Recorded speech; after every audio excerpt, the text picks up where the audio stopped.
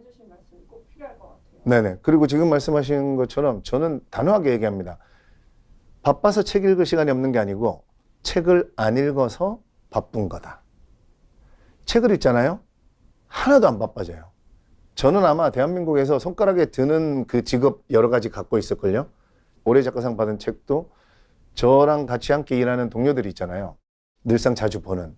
근데 제가 늘 하루에 강의를 뭐 두세 군데씩 다니고 메밀국수 장사하고 또 뭐 방송도 하고 유튜브 촬영하고 그리고도 또 제가 이 메밀국수 쪽에 지금 뭐 명공장도 차리고 있고 밀키트 사업부터 뭐 잡채 사업 저는 하는 일이 엄청 많거든요. 제 후배들이 저 책이 8월 26일에 출간되니까 이 책은 언제 썼냐요. 근데 저는 남들이 봤을 때는 바빠 보일 수 있죠. 근데 자기가 안 바빠야 되거든요. 그러니까 책을 읽은 사람들은 자기는 안 바빠요. 제가 볼 때 일론 머스크 자기가 안 바쁩니다. 저 빌 게이츠 자기가 안 바빠요. 남들이 볼 때 바빠 보이죠. 자기의 마음은 네, 아마존의 뭐 제프 베조스 이런 사람들 안 바쁩니다. 그러니까 내 마음이 안 바빠야죠. 왜냐면 우리는 바쁘다 그래. 다들 바쁘대. 그러니까 속도보다 방향을 몰라서 그래요. 무슨 책을 읽는가 보다 어떻게 읽는가가 중요한 거다는 거죠. 어떻게. 책을 읽고 내 스스로 생각하는 거예요. 그 생각하는 순간에 우리는 발전하거든요. 정답은 없어요. 그러니까 답을 찾으려 하지 마시고 책을 읽고 나면 당연히 질문이 던져져요. 그러면 그거를 안고 그냥 산책하시고 그냥 일상생활 하시고 우리가 아니면 뭐 취미생활 하시잖아요. 우리가 뭐 달리기도 하고 자전거도 타고 등산도 하고 할 때 저는 책을 조금이라도 5쪽 10쪽이라도 읽고 등산하는 거랑 달리기 하는 거랑 그냥 하는 거랑 정말 개인의 역량에도 엄청나게 차이가 납니다. 우리는 언제 발전하냐면 수많은 성공한 기업가들, 발명가들, 예술가들 뭐 이런 사람들이 나는 산책 중에 또는 뭐 어슬렁거리다가 우연히 뭔가 영감이 떠올랐다, 창의적인 아이디어가 떠올랐다 이렇게 얘기하잖아요. 그게 독서가 동반이 된 사람들이 하는 얘기예요. 그게 없이 그냥 내가 뭘 하면 대박이 날까 이런 게 안 떠올라요. 저도 해봤는데 결국은 책을 읽는 동안에 내 몸값이 올라가는 게 아니고 책을 읽고 내 머릿속에서 생각이 계속 돌아가는 그 순간에 몸값이 올라간다고 생각하시면 돼요. 근데 우리가 핸드폰만 보고 그냥 다니잖아요. 그 몸값이 올라갈 리가 없겠죠. 왜냐하면 생각이 생산을 해내지 않으니까 어떤 창의적인 뭔가가 딱 떠오를 리가 없어요. 그러니까 10쪽을 읽고 걸어라. 그리고 끼워넣기라고 제가 얘기하는데 남들하고 똑같이 자전거 타고 남들하고 똑같이 캠핑하고 하지만 내가 5분만 그 앞전에 살짝 독서를 끼워 넣으면 이게 점점 쌓이면 복리의 마법이 나의 능력이 엄청나게 폭발합니다. 그러니까 제가 그런 산 증인이고 사실 그러니까 우리는 이렇게 생각하시면 돼요. 어제의 나보다 오늘 요만큼이라도 발전한 내가 돼서 눈을 뜨겠다. 자기 전에 3시간 동안 핸드폰만 보고 잤어. 그러면 누가 봐도 어제보다 내가 못한 내가 됐겠죠. 물론 때로는 휴식도 취하고 친구들하고 치맥 한잔하고 좋습니다.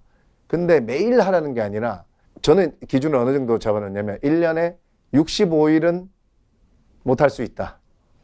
하지만 300일은 최소 300일은 하루에 10쪽 이상은 무조건 읽는다. 독서와 생각을 통해서 어제보다는 요만큼이라도 나은 내가 돼서 아침에 눈을 뜨면 이게 1년이 쌓이고 2년이 쌓이면 나는 어마어마한 사람이 된다. 그리고 어제 책을 읽었다면 저절로 그렇게 믿어지거든요. 나는 어제보다 나은 내가 됐다. 난 어제보다 발전했다. 이런 믿음이 생기는 게 엄청난 힘이에요. 그러면서 자기가 생각하는 거를 다 이룰 수 있다. 그러니까 이제 성공 실패에 대해서 조던 피터슨이 질서너머란 책에서 우리는 고통, 시련, 역경, 그 다음에 뭐 행복, 만족, 성공 이게 뭐 이렇게 따로 생각하려 하는데 조던 피터슨이 뭐라고 하냐면 역경, 고통, 시련, 성공, 행복, 만족 이거 그냥 다 합쳐서 삶이다 그래요. 저도 교통사고 났을 때는요. 저의 최대의 고통이었죠. 근데 지금 제 인생에 가장 축복된 순간을 뽑아보라 그러면 지금에 와서 그 교통사고예요. 저는 그때 이후로 다시 태어났거든요. 그리고 제가 요식업으로 4번을 망했어요. 그러니까 여러분 지금 겪는 고통을 물론 괴롭죠. 괴롭지만 영원히 괴로워하지 마시고 반드시 지금 겪는 고통은 행복으로 이어집니다. 제가 살아보니까. 그러니까 저는 4번 망했던 그게 지금 너무 감사해요. 왜냐면 그때의 그 망함의 순간이 있었기 때문에 제가 책을 더 읽게 됐고 또 그때 깨달은 게 있었기 때문에 발전했거든요. 우리는 너무 완벽한 답을 찾으려고 해요. 근데 완벽한 답을 찾으려는 이유가 고통을 겪기 싫어서 그런 거잖아요. 실패하기 싫어서. 그러니까 실패는 성공의 어머니다. 이런 게 뻔한 말 같지만 여러분, 인생의 그 답이 뻔해요. 이 방송 보시는 분들도 아마 어린 시절부터 가만히 생각해 보면 내가 겪었던 고통 때문에 내가 얼마나 성장했는가. 또 계속 고통만 있는 사람도 없어요. 달리기 하는 사람들이 왜 뜁니까? 처음에 힘들어요. 근데 그 러너스 하이가 오면 기분 좋다는 걸 알거든요. 우리가 숙가바에 왜 들어갑니까? 들어가서 있는 동안은 힘들어요. 근데 알잖아요. 그 뒤에 행복이 온다는 거를. 저는 모든 고통은 사실 행복의 재료이기 때문에 그러니까 두려워하지 말고 너무 완벽한 답을 찾으려고 하지 말고 또 고통을 자꾸 피하려 하지 말고 그래, 고통을 만날수록 나는 내가 성장하는구나를 제발 좀 믿으시고 근데 이런 거에 대한 믿음이 저는 고전을 읽다 보면 생겨요. 아니, 그러니까 저는 그게 없어졌는데 사실. 그러니까 다음 책이 실패했다 해도 고통스러워하지 않아요. 왜냐면 그 책이 진짜 안 팔렸어요. 그러면 또 제가 분명히 깨닫는 게 있어요. 왜 이게 안 됐을 거다.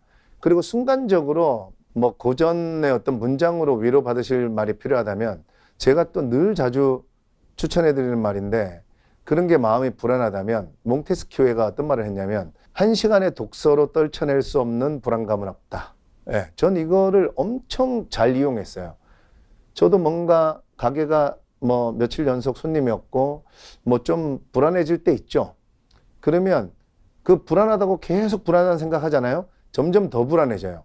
그래서 조금이라도 불안해지기 시작하면 바로 저는 책 들고 카페를 가든가 도서관을 가든가 가서 일단 1시간을 읽고 봅니다. 1시간 읽고 난 다음에 불안감이 더 커진 적은 없어요. 불안감이 완전히 사라진 적은 없지만 1시간 독서하고 나면 불안감이 점점 줄어듭니다. 네, 그렇게 한번 고전을 이용해 보시면 네, 됩니다.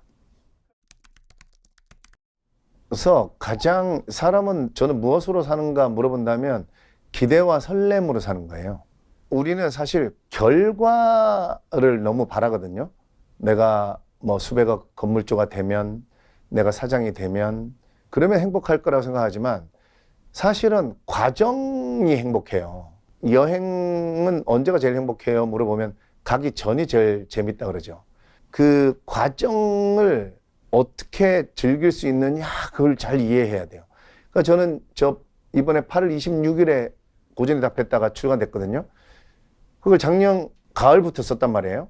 그러니까 예를 들면 작년 10월부터 8월 26일까지 저 책이 출간되는 것 때문에 너무 행복했어요. 기대와 설렘으로. 우리가 이런 말이 있어요. 바람은 내가 조종할 수 없지만 돛은 조종할 수 있다. 결과는 우리는 조종할 수 없어요. 그러니까 그 과정을 어떻게 하면 행복하게 느낄 수 있을까를 자꾸 연습해야 돼. 저 책을 쓰면서 처음에는 많은 분들에게 고전을 읽히게 하면 얼마나 좋은 효과가 나타날까. 이런 설렘으로 일단 쓰기 시작했는데 저걸 쓰기 위해서 제가 이제 저기 추천하는 책들을 읽은 책이지만 다시 한번 다 읽었단 말이에요. 그러니까 그 읽는 동안에 또 제가 너무 많이 깨달았어요. 그래서 역시나 이 과정이 행복하구나. 그리고 이 책이 출간되면 어떤 일이 또 일어날까. 그러니까 저는요, 또 이제 어떤 식으로 삶을 장착해 놓냐면 저 책이 이제 올해상 받았으니까 더 많이 팔릴 거다 이런 설렘 없어요. 저는 이미 이제 겨울이 됐잖아요. 저 다음 책을 쓰고 있거든요. 그러니까 내년에 출간될 책 때문에 지금 설레이는 거지. 저거는 이제 저한테 바람 같은 거예요. 제가 조정하려고 해도 신경 쓰면 오히려 내가 괴로워. 그러니까 잘 팔리고 유명해지고 해외로 수출되면 올해 작가상 받으면 감사한 거예요. 근데 그 결과에 대해서 그 결과가 안 좋다 해서 저는 슬퍼하거나 좌절하거나 저것 때문에 마음 아파하지 않아요. 오히려 딱 놓고, 왜냐면 바람과 같은 거야. 내가 움직일 수 있는 돛은 다음 책이야. 저는 그 다음 책에 집중하고 있는 거예요. 그래서 우리는 늘 하루하루를 그런 거를 장착해 놓으면 돼. 그러니까 저는 그걸로 매년 내년에 출간될 책, 내년에 출간될 책. 그러니까 저는 99살까지도 계속 내년에 출간될 책, 그걸로 오늘 설레일 거예요. 그것만 있으면 그다음부터 돈은 따라오든가 말든가 뭐 이렇게 됩니다. 근데 그렇게 마음을 비우잖아요. 그러면 더 잘 따라온다.